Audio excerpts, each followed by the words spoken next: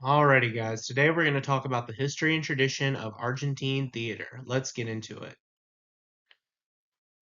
Alrighty. So, Argentina is often considered one of the most important countries for theater in the South America, especially because of how connected the theater has always been to the culture and everyday life of the people who live there.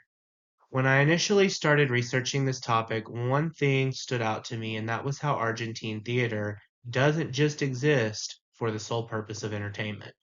A lot of the time, it reflects what is happening in society. Political struggles, immigration, class differences, and national identity have all shown up on the stage in different forms. In this presentation, I'm going to explain where Argentine theater originally came from, what cultural influences shaped it, and how it developed over time. I'll also speak on how theater became a way for people to express their ideas regarding politics and social issues. All right, moving into the next slide, we are going to discuss the cultural influences. Argentine theater was influenced by several different cultures and traditions, which is one reason it developed such a unique identity. The earliest influence came from Spanish colonial culture. When Spain controlled the region, religious plays were often performed to teach Catholic ideas. These performances were usually connected to the church and were sometimes staged during religious celebrations. Later on, Argentina experienced huge waves of immigration, especially from Italy and Spain during the late 1800s and early 1900s. These immigrants brought their own storytelling traditions, acting styles, and comedic theater with them. Because of that, Argentine theater became a mix of different European influences. A European realism was also emphasized.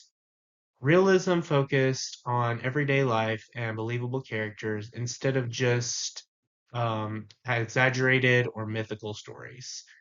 Another major influence was the culture of working class neighborhoods in cities like Buenos Aires. Many plays started focusing on ordinary people in their struggles, which helped the audiences relate to what they were seeing on the stage. Moving into the next slide, we are going to discuss the origins of Argentine theater. Argentine theater began during the Spanish colonial period, which goes back to the 1500s and 1600s. During that time, performances were usually religious plays connected to the Catholic Church. These plays were often performed outside in public places like plazas or church courtyards.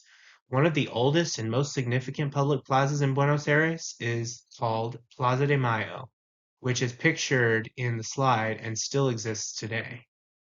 The goal was to teach people about religion while also keeping them entertained. Over time, Buenos Aires started growing into a larger and more significant city. As the population expanded, theater became more organized. Permanent theaters started appearing during the 18th and 19th centuries. Eventually, Buenos Aires became the main center for theatrical performance in Argentina. Even today, the city is known internationally for its theater scene. All right, and moving forward, we're going to talk about the reason why the theater developed. So there were several reasons for why the theater developed in Argentina. Initially, theater was mainly used for religious teachings, and churches used plays to explain biblical stories and moral lessons to the public. But as cities grew larger, theater also became a form of entertainment. People in urban areas wanted cultural activities and live performances where one-way communities could gather and socialize. Another important reason was Argentina's independence from Spain in 1816. After gaining independence, artists and writers began thinking more critically about what it meant to be Argentine. Because of this, theater started exploring themes about national identity, culture, and new experiences of the people living in the new country.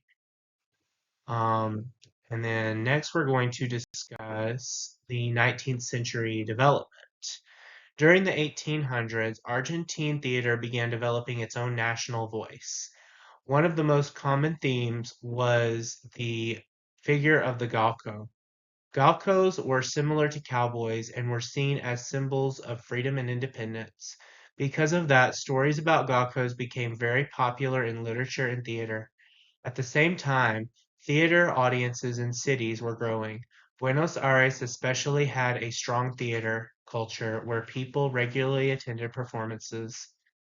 What I find most interesting is that Argentine theater at the time was mixing European dramatic structure with local stories and characters. So even though the style might have come from Europe, the stories themselves reflected Argentine life and culture. Moving into the next slide, we're going to discuss the early 20th century growth. The early 1900s are often considered a golden age for theater in Argentina. During this time, several large theaters were built, including the famous opera house Teatro Colón in Buenos Aires. This venue became one of the most prominent and respected theaters in the world and helped establish Argentina as a major cultural center. Theater during this period also heavily emphasized realism. Playwrights wanted to show life as it was instead of romanticized or exaggerated stories. Because of this, many plays address social issues such as poverty, class differences, and political struggles. Theater was becoming not just entertainment, but also a way to comment on society. Okay, moving forward, we have the political theater, which went on from 1976 to 1983. One of the most intense periods for Argentine theater happened during the military dictatorship during this time, known as the National Reorganization Process. During this time, the government censored many forms of art and controlled what people could say publicly. Many writers and artists were threatened or even disappeared. Even with these risks, theater continued to exist and became a form of resistance. Some plays use symbolism and indirect storytelling to criticize the government without being obvious. Because of that, theater became a powerful space where people could express political ideas and remember what was happening in their country. The picture that I chose for this slide, Teatro Abierto Open Theater Movement, was a very important cultural uprising in Argentina that began in 1981 as a form of artistic resistance against the military dictatorship. This movement arose after government officials claimed that there were no active Argentine playwrights and attempted to remove Argentine theater from educational curricula. Moving forward, we're going to discuss the contemporary Argentine theater, or as people call it nowadays, modern Argentine theater. Today, Argentine theater is still very active and creative. Buenos Aires is especially known for its independent theater scene. Many performances take place in smaller theaters rather than large traditional venues. These spaces allow playwrights and directors to experiment with different storytelling styles. Modern Argentine theater also continues exploring serious themes like memory, identity, and justice. Many artists still reflect on the country's political past and how it affects society today. Because of this strong artistic culture, Argentina is still considered one of the most important centers for theater in Latin America. Um, the picture that I selected for this slide is Argentine Tango Show Theater, which appears to be the most popular and iconic type of theater in Argentina currently, particularly in Buenos Aires. These performances are made up of Argentinian culture with venues like El Viejo, Almacén, Piazzolla Tango, and Tango Porteño, which blends live music, dance, and historic storytelling. Moving on to the next slide. This is the Argentina theater timeline. And so this slide shows a general timeline of how theater developed in Argentina over several centuries. And I couldn't find a picture for it because it's just a timeline, but let's go over it and analyze a little bit deeper.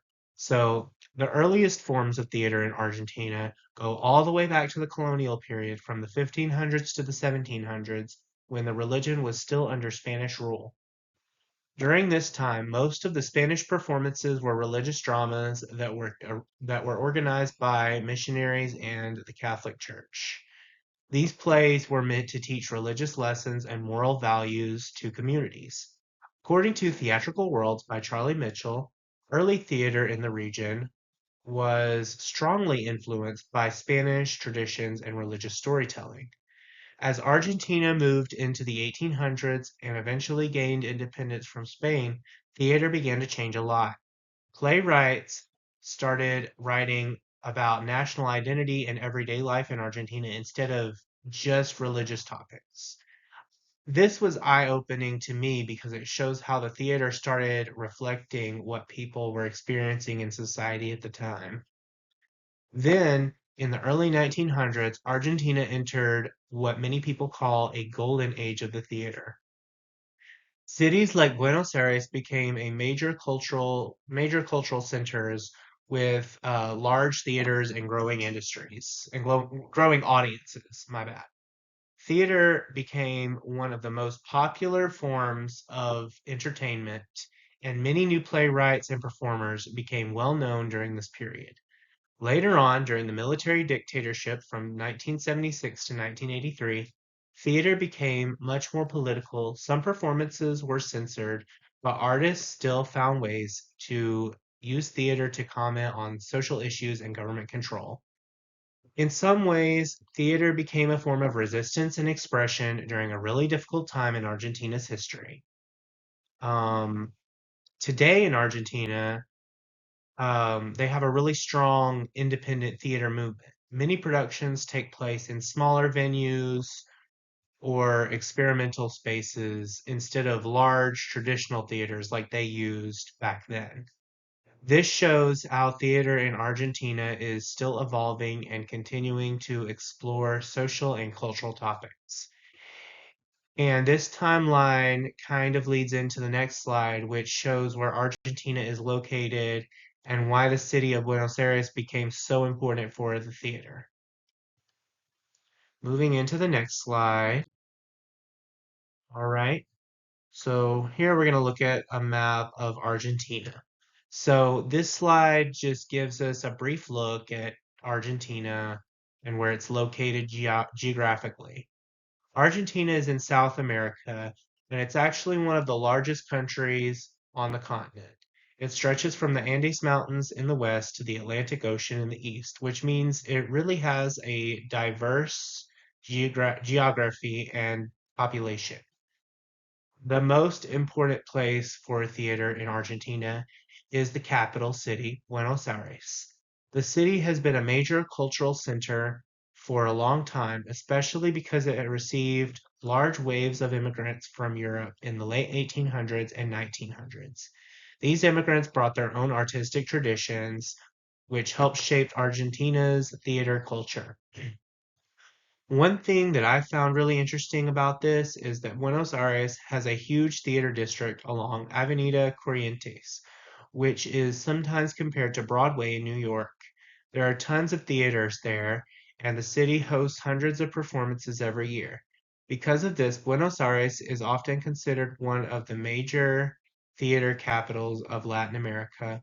Even today, it has one of the most active theater scenes in the world, with both large productions and smaller independent shows happening all at once.